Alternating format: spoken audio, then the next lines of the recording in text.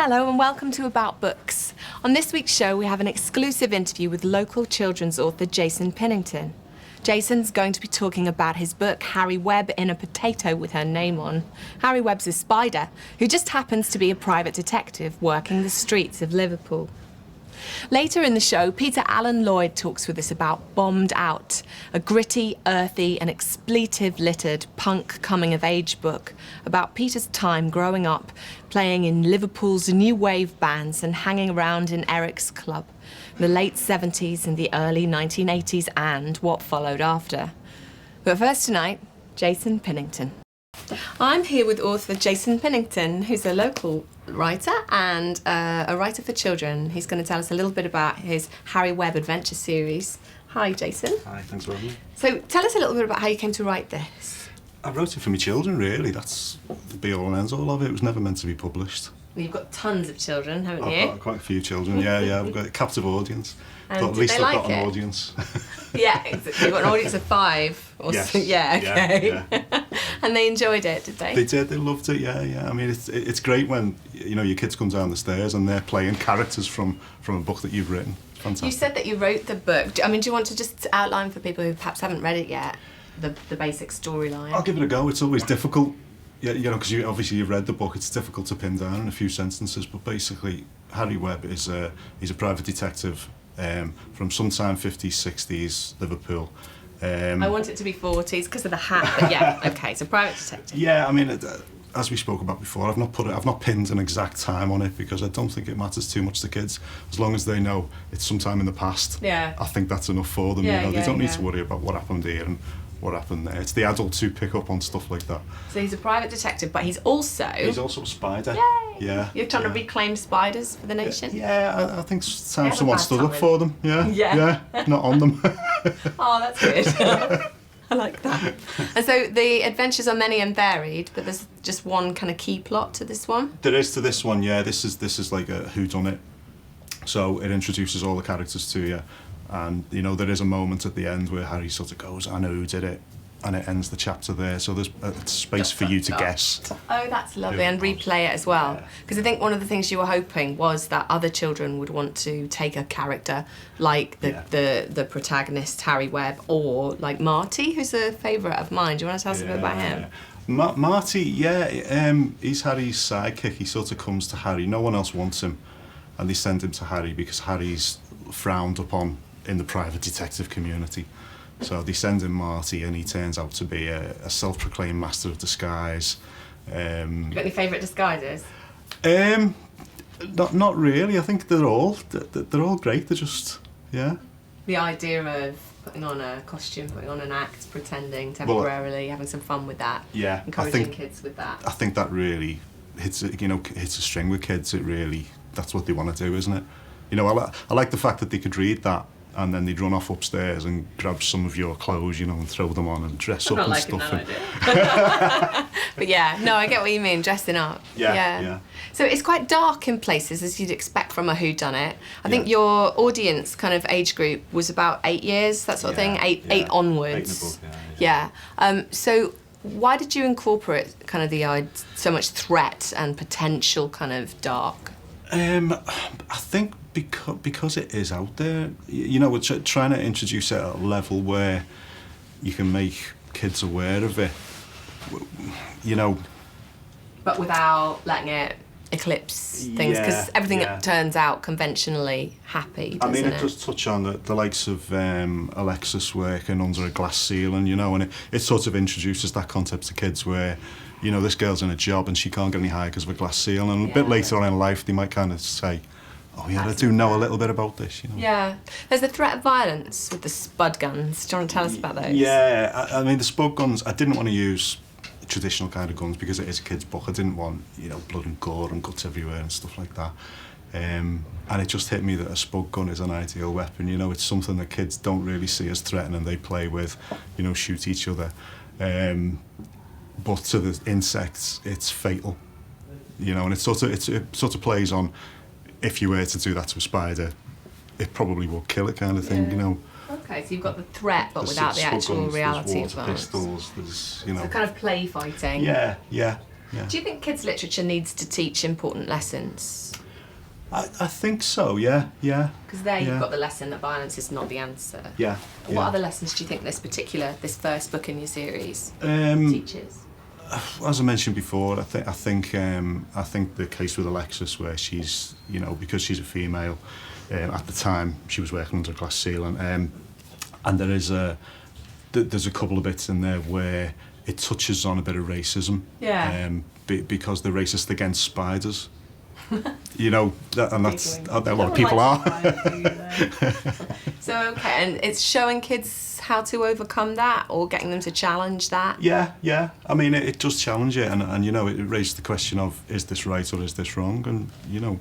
And isn't this a mad idea? Yeah, it's Yeah. crazy, yeah.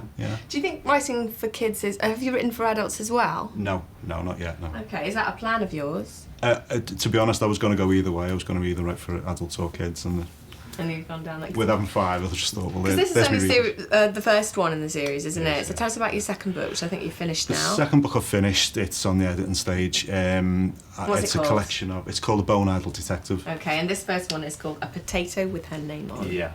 Which is a play on the spud gun. Like Yeah. a bullet with a name on. Yeah. Potato with a name on. Yeah. That's good, yeah. I like Yeah. it. So tell us about the second one. The second one's a collection of 4 short stories featuring the same characters, and they were 4 short stories that I actually wrote for my kids for Christmas. Oh, lovely. Couple of Very years M.R. back, so- James, his best Yeah. work came out at Christmas. Yeah. Yeah, okay. so they were sort of tailored to my kids. You know, one of my kids he's into his bushcraft and stuff, so I had Harry go out into the jungle and... I was going to ask you Yeah. what bushcraft is, because I'm not that kind of girl, but you've just explained, that's fine. Okay. Yeah, he and the goes out others? into the jungle with a bushcraft expert. Okay. Yeah, Because yeah. this is set very much in Liverpool. It is, And that's yeah. important too, isn't it? I get the It sense is. you really love Liverpool from the text. Yeah, well, I mean, I was looking for somewhere to set it, and I thought, well, look, you know, you see that many that are set in New York or London or wherever, and I thought, well, why not use, instead of inventing somewhere or basing it somewhere that I don't know, that I've got to do a load of research on, Yeah. set it in my own city. Did it help you to see this city with fresh eyes? It did, yeah, it did. And I think going round and looking at these places where I'm setting it, I think I'd like kids who have read that book to be able to go to my city and say, oh, this is where Harry Webb did this. I You think know what I that's mean? great. I mean, that's exactly what's happened with Harry Potter, isn't it? Yeah. So tell me about your favourite locations. I liked Um, what you did with the Adelphi, but... My favourite locations aren't actually in that book. The third book, the one that I'm So you writing saving now. them. Okay, yeah. I can tell you a little bit Yeah, about do. it. That'd be awesome. I'm going to take them down Williamson's tunnels, Brilliant. which I thought could be like a mirror image of the city, if you like. So all the characters who don't get on too well with the city life, you know, the bright lights and whatever, they're going to live down there Oh, fantastic. underneath the city. That's a great idea. That's my favourite so far. So the locations for this particular first book, though, are the Adelphi. Where else did you set your... St George's Hall's in there, yeah. And I've used a few of the little streets as well. Dale you know, Street Dale is in Street, there, yeah. isn't it? Castle Yeah. Street's in there, yeah. Castle Street, I love Castle Street. Yeah. Street. And so it really helps make the city come alive for kids. Yeah. And it also gives them a stake in it too. Yeah. They can go and stand there and they can go and play, they can dress up, use all the... Because Harry also carries around a loads of gadgets in his pocket, you know, that he invents himself. He's got a mirror taped to a stick that he uses for, like, peering around corners. He's got a newspaper with eye holes cut in it that, you know, uses for spying on people. Again, it's stuff that kids can... You know, you've all got a drawer at home which is just full of junk. You know, kids can go and play. And have you always wanted to write? It's something you've come to I have, yeah. as a second career, or? To be honest, I was diagnosed with cancer 6 years ago, and it was always something that I'd wanted to do. It's going to get a bit grim now. It's all right, yeah. And Thanks for sharing that. yeah, no, it was one of those where, you know, I went through the whole process. Everything's fine now. Got the all Good. clear. I'm 5 glad. years all clear. Yay. But it was one of those things where I wanted to leave something on the shelf for the kids. Legacy. Just in case, you know, you That's never great. know. Yeah. That's beautiful. So, are you going to carry on writing? I am, yeah. So I've enjoyed it that much and I've met that many great people doing it. Yeah. After the Harry Webb series, what next? Or are you just going to keep writing with that? I'm writing one. There's a couple I've got in mind. There's one about a chimp who does parkour. He's a secret agent chimp who does the free running Okay, Again, set in Liverpool. I'm going to base everything on Liverpool. Yeah, that's my next one. Oh, cool. Would you have any advice for anybody else who's interested in getting into children's writing? What do you think? Are there any kind of rules that you think you should adhere to as a writer? I think the only thing, the main one I've seen is that children aren't that forgiving. If they get to a point, whereas an adult will get to a point in the book and go, oh, it's slowed down a bit here. But I'm committed. I'll keep on. I'll carry on to the end. Kids will just set it aside. They won't carry on reading it. So. Any other advice you got? Someone out there who's perhaps written something, doesn't know how to get it out into the public? I mean, the big thing that I found was that, you sit there and you go, right, I've written a book now, I've finished it. Now I'm going to go on Twitter, I'm going to tell everyone I've written a book, and everyone's going to go, that's great, Dad, let's go and buy it. It doesn't work like that at all. Social media was the path you took to kind huge, of... You realise very quickly you're a very, very small fish in a very, very big pond. Okay, but don't give up is don't the give thing, up. right? No. Okay, cool. Well, thank you for coming in and talking to us today about this.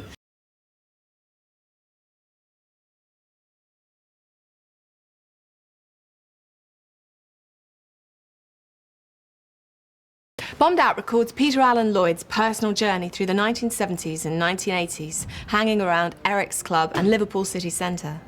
The book profiles the years Peter spent working in, going to and playing at Eric's, living his life as part of Liverpool's vibrant 70s and 80s music scene. Peter also chronicles the period after the era ended, the personal hardships he faced, and talks about how Margaret Thatcher's economic policies and the 1980s recession flattened Liverpool. Now living in Thailand, we spoke with him about the highs and lows of his journey and about how he turned his life around.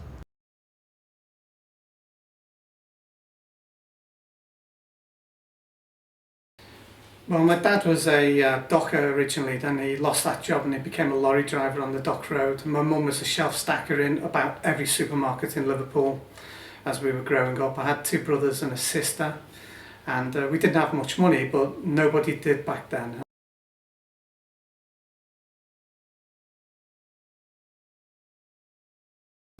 That's easy. The first one was Waterloo Sunset, a song by the Kinks, because I thought it was about the sunsets we used to go and see from Waterloo Beach, and I was devastated when my mum told me it was about a bridge in London over the River Thames. The other one that I remember very vividly was These Boots Are Made for Walking by Nancy Sinatra.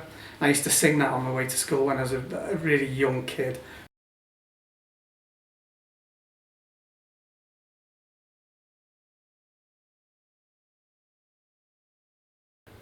That's true. I passed the 11 plus and went to St Mary's College Grammar School in Crosby, which I didn't want to go to. I was devastated to pass. I wanted to go to the secondary school with all my mates off the estate.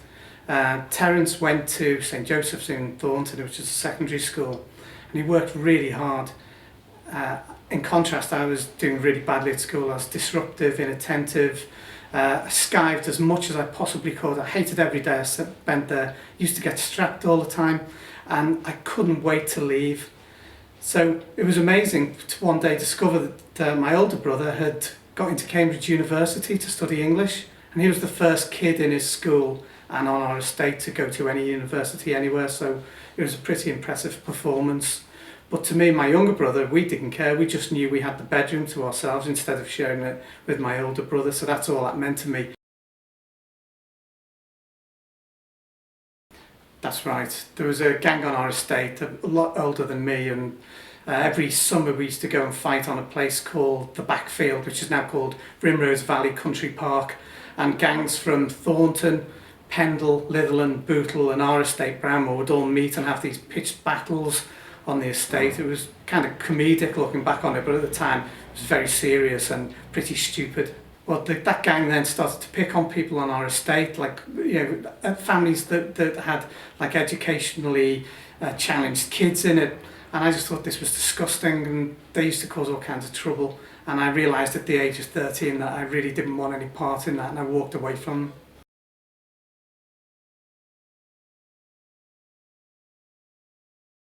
Well, there's a few songs that spring to mind. After I'd left the estate gang, I started to hang around with other people and go to youth club discos and local discos on the estate. Songs like Carl Douglas's Kung Fu Fighting stick in my mind. Barry White, You See the Trouble with Me, Diana Ross, Love Hangover, and some other stuff like Dobie Gray's Out on the Floor, which I still think is a fantastic song. And they then started to form the backdrop of my kind of more formative years. I had a friend at school called Anthony Sinnott who still lives in Crosby, and we went around to his house in Picton Road, went into his brother's bedroom, who was already a punk, and we listened to two tracks, God Save the Queen and Anarchy in the UK by the Sex Pistols, and those two songs, and that short moment in time totally changed my life. Once I'd got into punk, I bought a bass guitar and an amplifier in a place called Cook Stores in Waterloo and set up a band called Plastic Orgasm with a mate of mine from school. Then we started going to gigs at Liverpool's Mountford Hall, the university, people like The Damned, Penetration, Susie and the Banshees, the Buzzcocks, the Dead Boys, and then we started going to Eric's matinees, and we were going to see bands like The Clash and X-Ray Specs. So I got into Eric's by the matinees and then gravitated and graduated to going to the nighttime club.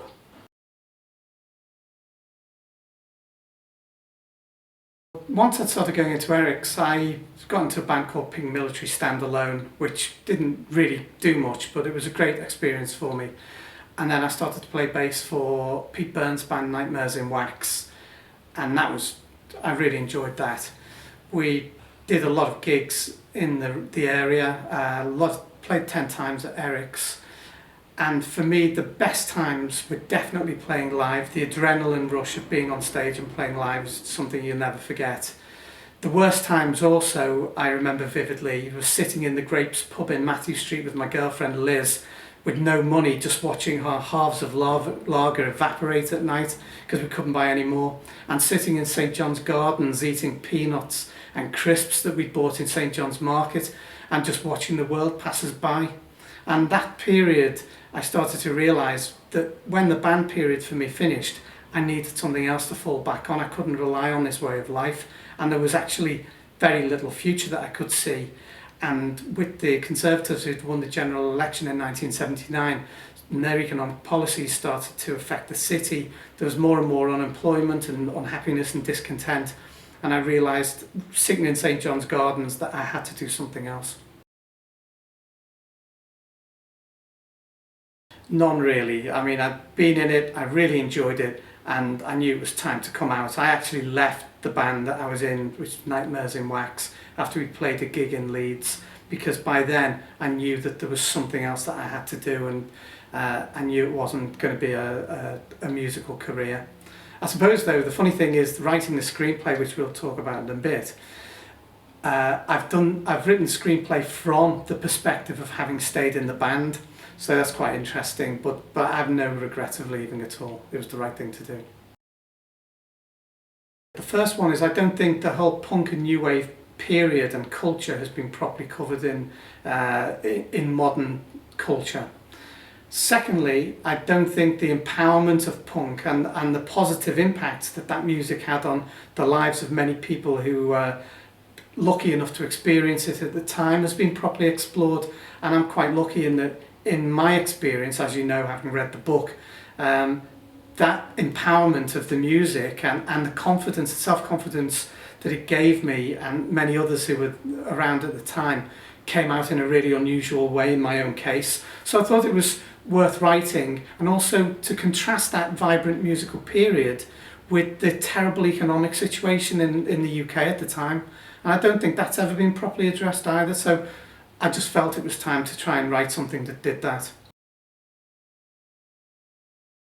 The empowerment of punk and the contrasting of that vibrant musical scene with the dire economic condition in Liverpool and the UK, but also about aspiration, about like having nothing, which I didn't have. I was on the dole for 4 years, but I aspired to something big, and that kind of really helped me get through that turbulent time, and of course that is dealt with in the book.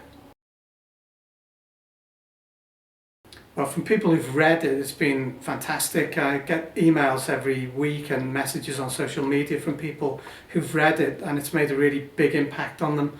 And that's partly because of the music in it, not just the punk, but the whole book has got a musical soundtrack to it, and other memories of things that were going on during that period. Someone said to me the other day that they think it should be on the school curriculum, but as you know, having read the book, I'd have to make a lot of deletions if that ever happened. The other funny thing is, I never expected this, but the reaction from some former members of Eric's has been quite surprising. I've had some foul-mouthed abuse fired at me on social media as well by ego-driven dinosaurs from 35 years ago who, because they're mentioned in the book, believe it's all about them and that the screenplay will be all about them, when really they're just footnotes in my own personal story of the time. I don't have any plans to write one, but the question most people have asked who've read the book and they've got to the last page when they've emailed me is, what happened next? And of course there is a sequel in there, but I haven't got time to write it now, especially as we're focusing on the film and tidying up the screenplay.